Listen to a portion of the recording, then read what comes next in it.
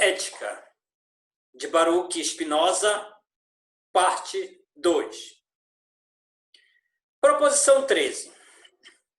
Uma substância absolutamente infinita é indivisível. Demonstração. Com efeito, se fosse divisível, as partes nas quais se dividiria ou conservariam a natureza de uma substância absolutamente infinita ou não a conservariam. Se considerarmos a primeira hipótese, existiriam, então, várias substâncias de mesma natureza, o que, pela proposição 5, é absurdo.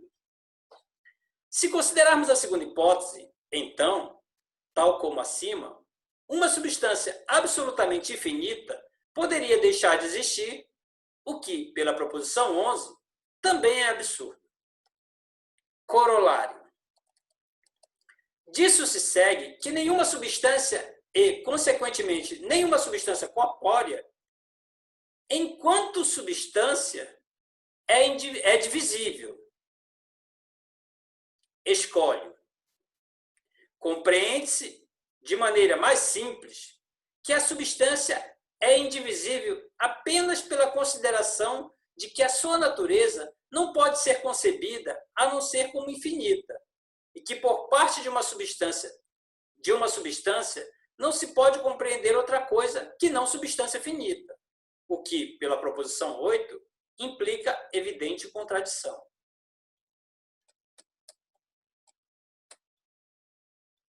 Proposição 14.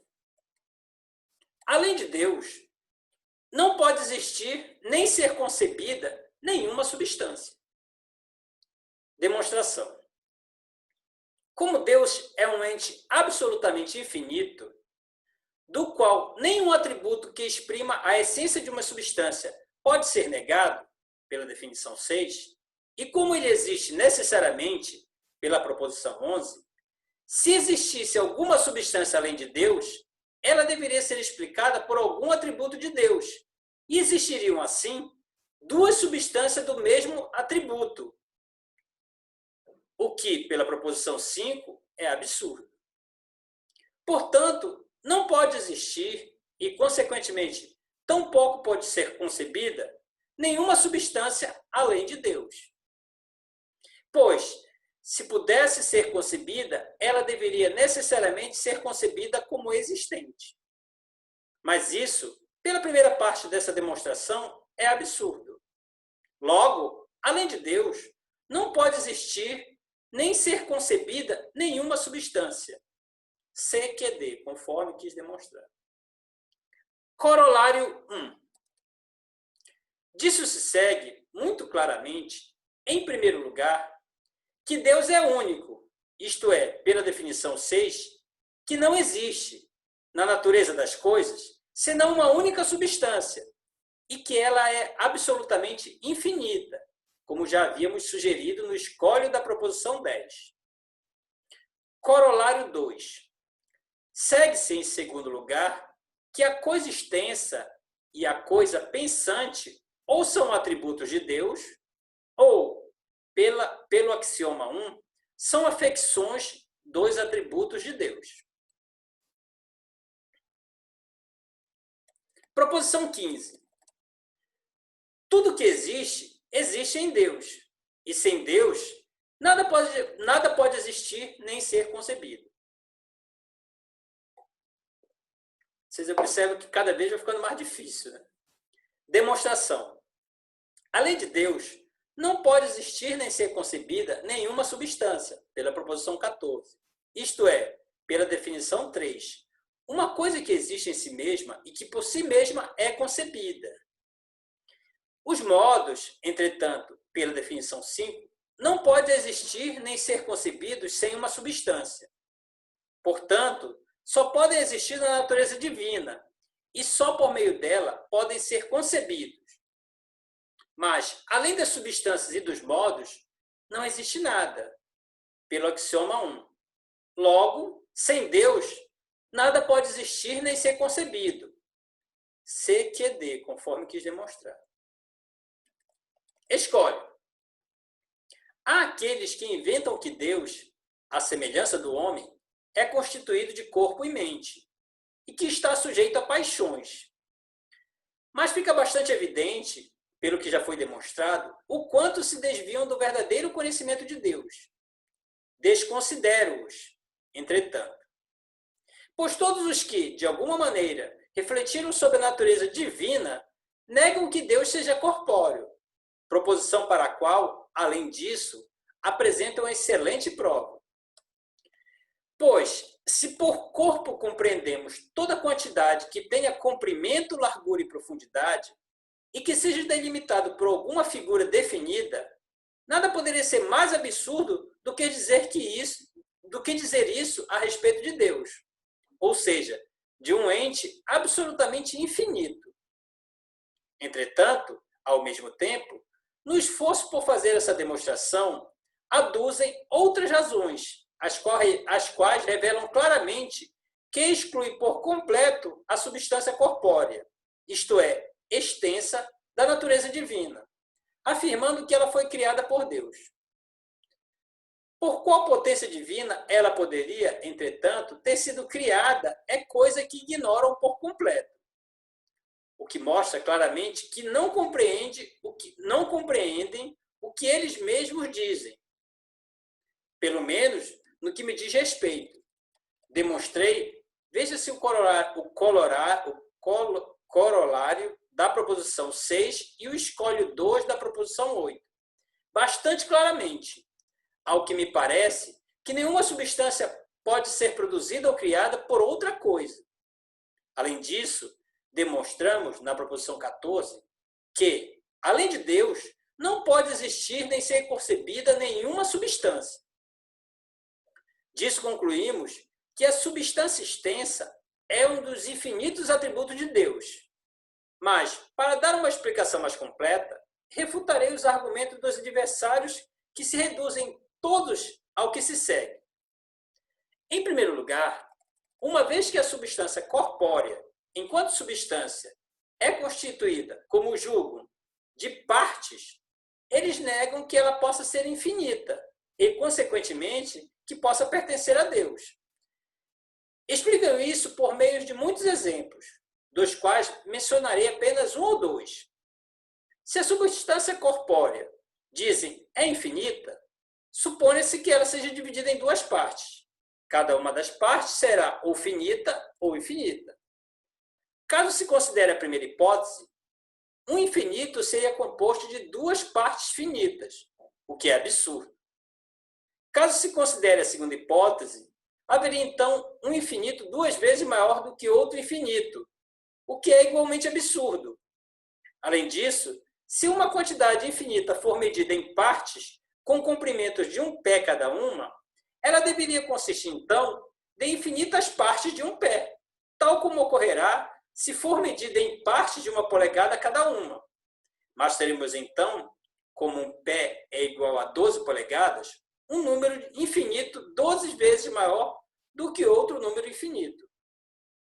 Finalmente, suponha-se que, a partir de um ponto de uma quantidade infinita, duas linhas, AB e AC, inicialmente separadas por uma distância definida e determinada, prolongam-se até o infinito.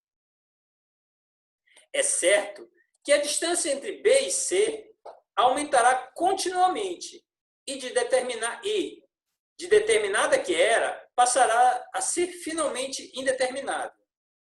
Como, na opinião deles, esses absurdos se seguem do pressuposto de uma quantidade infinita, conclui por isso que a substância corpórea deve ser finita e que, consequentemente, não pertence à essência de Deus. Busca-se ainda um segundo argumento na suma perfeição de Deus. Deus, com efeito, dizem eles, por ser um ente sumamente perfeito, não pode padecer, enquanto a substância corpórea, por ser divisível, pode. Logo, segue-se que ela não pertence à essência de Deus. Esses são os argumentos que encontram nos autores, que os utilizam para tentar mostrar que a substância corpórea é indigna da natureza divina e não pode pertencer. Mas, na verdade, quem prestar a devida atenção verá que eu já os refutei, pois esses argumentos se baseiam exclusivamente na suposição de que a substância corpórea é composta de partes, o que já mostrei, proposição 12, juntamente com o corolário da proposição 13, ser absurdo. Além disso, quem estiver disposto a examinar cuidadosamente a questão, verá que todos aqueles absurdos, se é que são mesmo absurdos, o que não questionarei agora, em virtude dos quais se quer concluir que a substância extensa é finita, não se seguem de maneira alguma da suposição de uma quantidade infinita, mas da suposição de uma quantidade infinita, mensurável e composta de partes finitas. Por isso, dos absurdos que daí se seguem, a única coisa que podem concluir é que uma quantidade infinita não é mensurável e não pode ser composta de partes finitas. Mas foi exatamente isso que já havíamos anteriormente, na proposição 12, etc., demonstrado. Assim, o dardo que nos dirige acaba, na verdade, voltando-se contra eles próprios. Se, portanto, desejam concluir, por meio desse absurdo, que a substância extensa deve ser finita, eles não agem em nada diferentemente de quem, por ter inventado que o círculo tem as propriedades do quadrado, concluísse que o círculo não tem um centro, desde o qual todas as retas traçadas até a circunferência são iguais. Pois para poderem concluir que a substância corpórea, que só pode ser concebida como infinita, única e indivisível, vejam-se as proposições 8, 5 e 12, é finita. Eles a concebem como compostas de partes finitas e como múltipla e divisível. Do mesmo modo, outros autores, ainda, tendo inventado que a linha é composta de pontos, são capazes de encontrar muitos argumentos para mostrar que a linha não pode ser dividida ao infinito. E não é, certamente, menos absurdo afirmar que a substância corpórea é composta de corpos, ou seja, de partes, do que afirmar que o corpo se compõe de superfícies. A superfície de linhas e a linha, enfim, de pontos. Isso deve ser admitido por todos aqueles que sabem que uma razão clara é infalível, sobretudo os que negam a existência do vácuo. Pois se a substância corpórea pudesse ser dividida de maneira tal que as suas partes fossem realmente distintas, porque, então, uma dessas partes não poderia ser aniquilada, com as outras permanecendo como antes, ligadas entre si? E por que devem todas acomodar-se de forma a não haver vácuo? É verdade que, falando-se de coisas que realmente são distintas entre si, uma pode existir sem a outra e manter sua situação. Como, entretanto, na natureza não há vácuo. Como, entretanto, na natureza não há vácuo. Questão tratada em outro local. Todas as partes devendo juntar-se ao contrário para que não haja vácuo. Segue-se igualmente que essas partes não podem realmente se distinguir. Isto é, que a substância corpórea, enquanto substância, não pode ser dividida. Se alguém, entretanto, perguntar agora por que estamos assim tão naturalmente inclinados a dividir a quantidade, respondo que ela é por nós concebida de duas maneiras. Abstratamente, ou seja, superficialmente, apenas como a imaginamos, ou então como substância, o que se faz pelo intelecto. Assim, se considerarmos a quantidade tal como existe na imaginação, o que fazemos com mais facilidade e frequência, ela nos parecerá finita, divisível e composta de partes. Se a considerarmos, entretanto, tal como ela existe no intelecto e a concebemos enquanto substância, o que fazemos com mais dificuldade, então, como já demonstramos suficientemente, ela nos parecerá infinita, única e indivisível. Isso será bastante evidente para todos os que souberem distinguir a imaginação do intelecto. Sobretudo, se considerarem também o fato de que a matéria é, em todo lugar, a mesma, e que nela não se distingue em partes, a não ser enquanto a concebemos como matéria afetada de diferentes maneiras, motivo pelo qual suas partes se distinguem apenas modalmente e não realmente. Por exemplo, concebemos que a água, enquanto água, se divida e que suas partes se separem uma das outras, mas não enquanto substância corpórea, pois, enquanto tal, ela não se separa nem se divide. Além disso, a água, enquanto água, é gerada e se corrompe, mas enquanto substância, não é gerada nem se corrompe. Com isso, creio ter respondido igualmente ao segundo argumento, pois também este se baseia no pressuposto de que a matéria, enquanto substância, é divisível e composta de partes. Mesmo que assim não fosse, não vejo por que a matéria seria indigna da natureza divina, pois, pela proposição 14, além de Deus, não pode existir nenhuma substância da qual ela possa padecer. Tudo afirmo existe em Deus, e é exclusivamente pelas leis de sua natureza infinita que ocorre tudo o que ocorre, seguindo-se tudo, como logo mostrarei, da necessidade de sua essência. É por isso que não se pode, por razão alguma, dizer que Deus padece de uma outra coisa ou que a substância extensa, mesmo que se a suponha divisível, mas desde que se admita que ela é eterna e infinita, é indigna da natureza divina. Mas isso é, por ora, suficiente.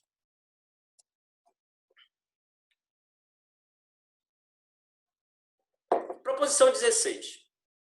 Da necessidade da natureza divina devem-se seguir infinitas coisas, de infinitas maneiras, isto é, tudo que pode ser abrangido sob o intelecto divino. Demonstração. Essa proposição deve ser evidente para qualquer um, desde que se considere que, da definição dada de uma coisa qualquer, o intelecto conclui um grande número de propriedades, as quais, efetivamente, se seguem necessariamente dessa definição, isto é, da própria essência da coisa. Número que é tanto maior quanto mais realidade a definição da coisa exprime, isto é, quanto mais realidade a essência da coisa definida envolve. Como, entretanto, a natureza divina tem absolutamente infinitos atributos, pela definição 6, cada um dos quais também exprime uma essência infinita em seu gênero, de sua necessidade, deve-se seguir necessariamente, portanto, infinitas coisas, de infinitas maneiras, isto é, tudo que pode ser abrangido sob o intelecto infinito, CQD, conforme quis demonstrar. Corolário 1. Segue-se disso, em primeiro lugar, que Deus é causa eficiente de todas as coisas que podem ser abrangidas sob o intelecto divino. Corolário 2. Segue-se, em segundo lugar, que Deus é causa por si mesmo e não por acidente. Corolário 3. Segue-se, em terceiro lugar, que Deus é absolutamente causa primeira.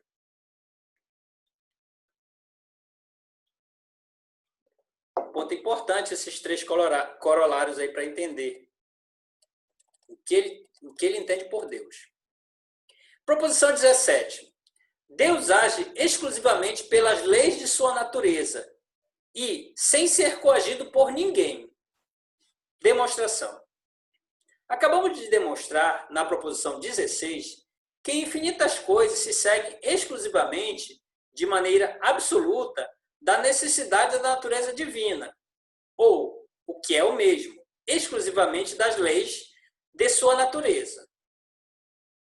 Demonstramos, além disso, na proposição 15, que nada pode existir nem ser concebido sem Deus, mas que tudo existe em Deus. Não pode existir, pois, fora dele, nenhuma coisa pela qual ele seja determinado ou coagido a agir. Logo, Deus age exclusivamente pelas leis de sua natureza e sem ser coagido por ninguém. CQD, conforme quis demonstrar.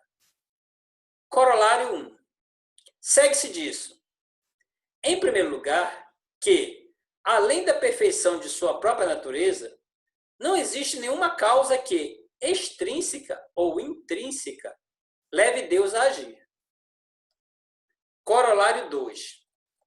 Segue-se, em segundo lugar, que só Deus é causa livre, pois só Deus existe exclusivamente pela necessidade de sua natureza, pela proposição 11 e pelo corolário 1 da proposição 14. E age exclusivamente pela necessidade de sua natureza, pela proposição precedente. Logo, pela definição 7, só ele é causa livre. Escolho. Outros julgam que Deus é causa livre porque pode, conforme pensam, fazer com que as coisas que, como dissemos, se seguem de sua natureza, isto é, que estão em seu poder, não se realizem, isto é, não sejam produzidas por ele. Mas isso é como se disséssemos que Deus pode fazer com que, da natureza do triângulo, não se siga que a soma de seus 3 ângulos é igual a 2 ângulos retos, ou seja, que de uma dada causa não se siga um efeito, o que é absurdo. Além disso, mostrarei abaixo, sem o auxílio dessa proposição, que a natureza de Deus não pertence nem ao intelecto, nem à vontade. Sei, evidentemente, que há muitos que julgam poder demonstrar que a natureza de Deus pertencem ao intelecto supremo e à vontade livre, pois dizem não conhecer nada de mais perfeito que possa ser atribuído a Deus, do que aquilo que é, em nós, a suprema perfeição.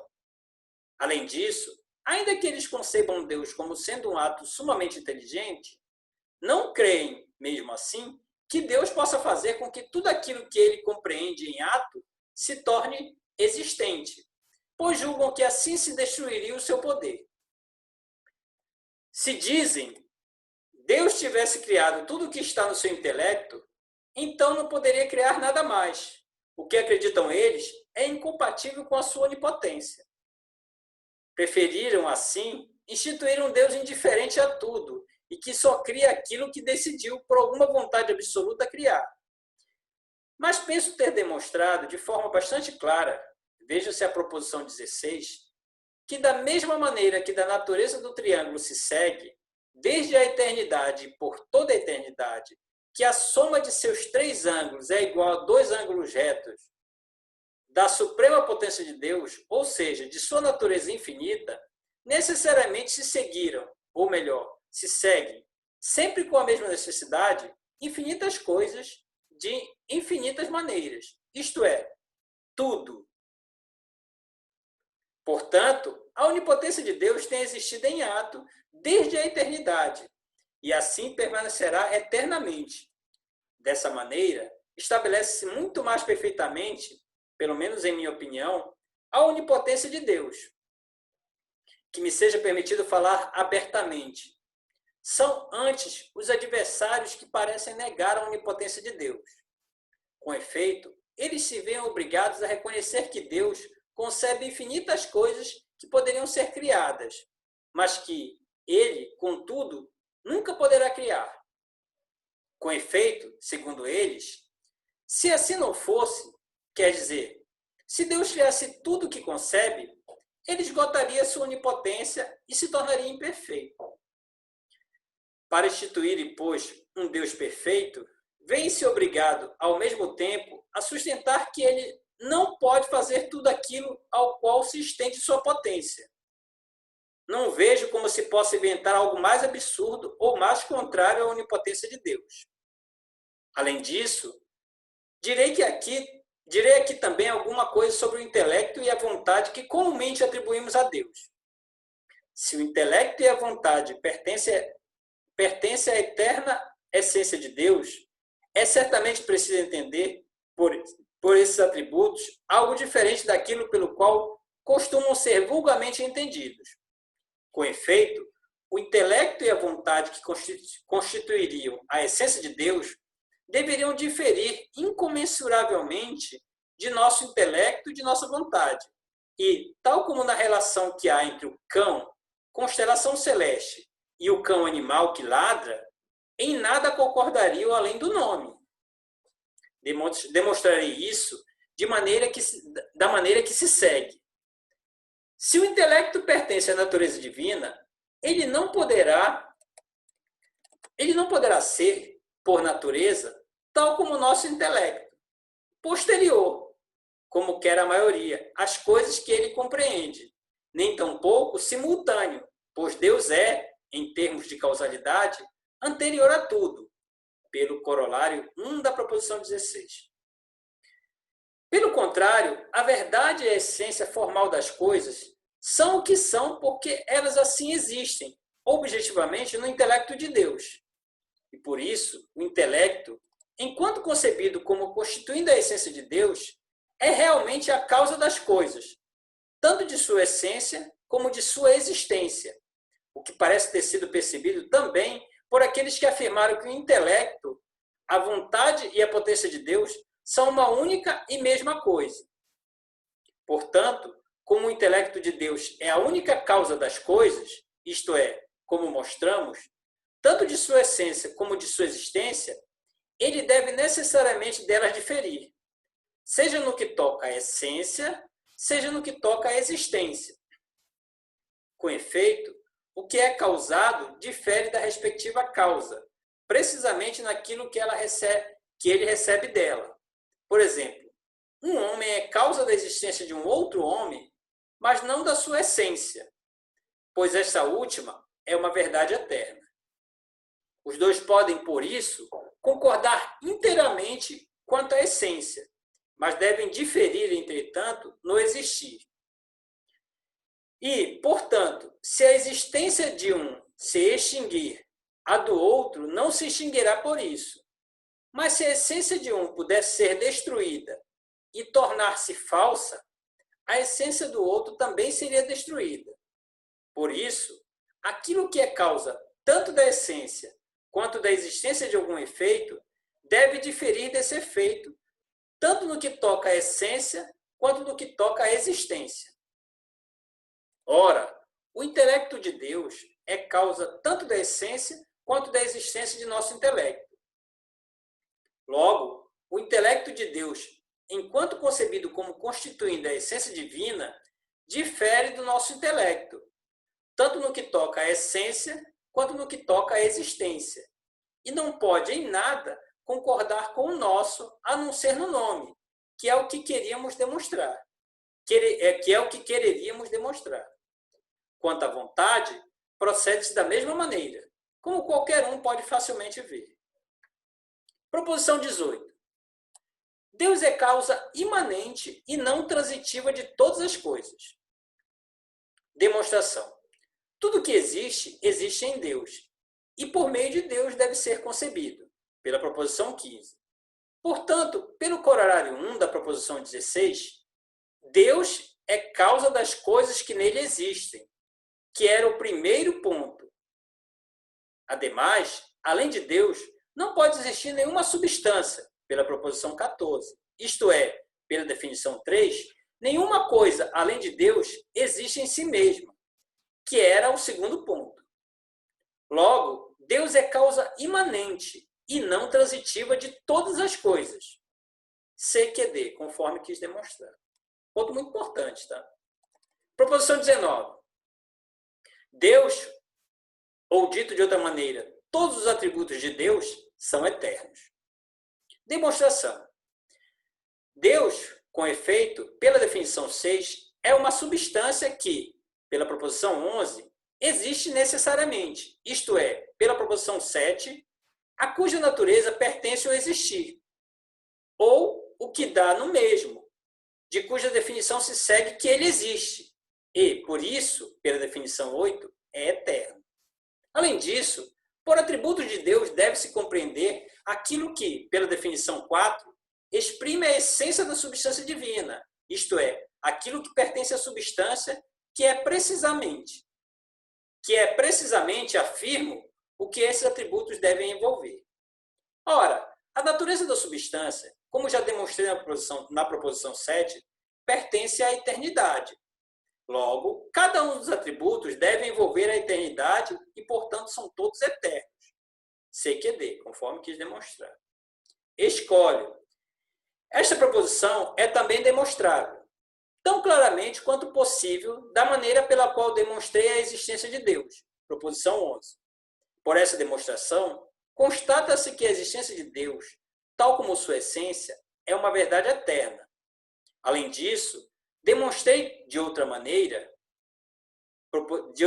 ainda, proposição 19 dos princípios de Descartes, a eternidade de Deus não é preciso repeti-lo aqui. Proposição 20.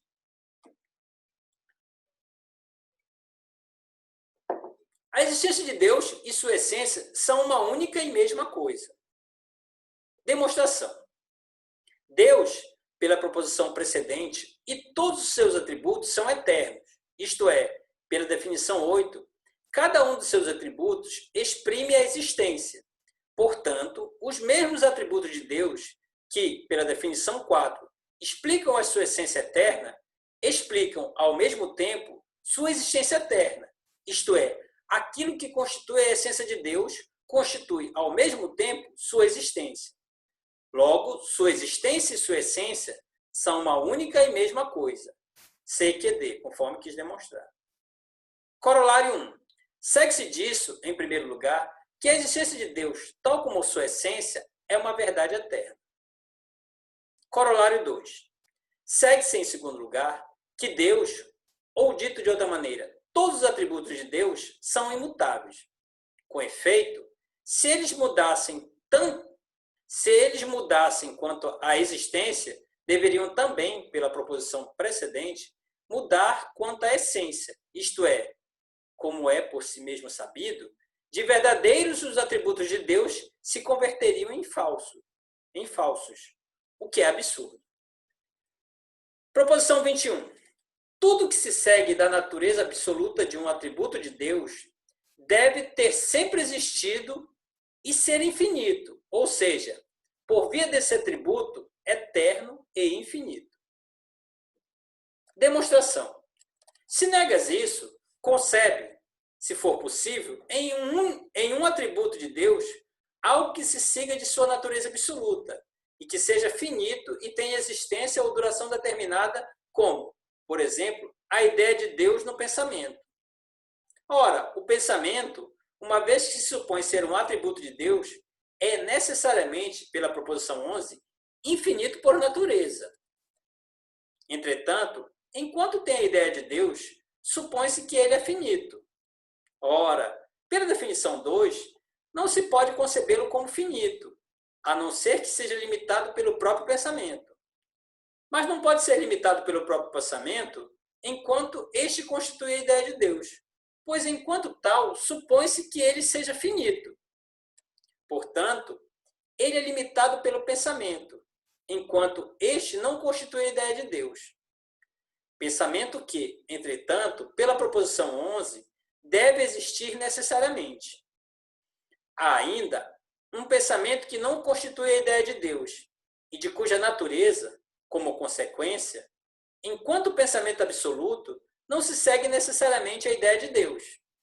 Ele é concebido, pois, como um pensamento que constitui e que não constitui a ideia de Deus. Mas isso é contrário à hipótese.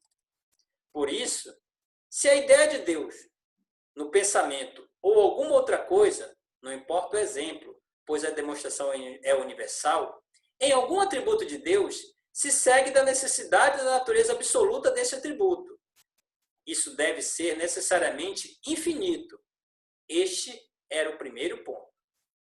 Em segundo lugar, aquilo que assim se segue da necessidade da natureza de um atributo não pode ter uma existência ou duração determinada.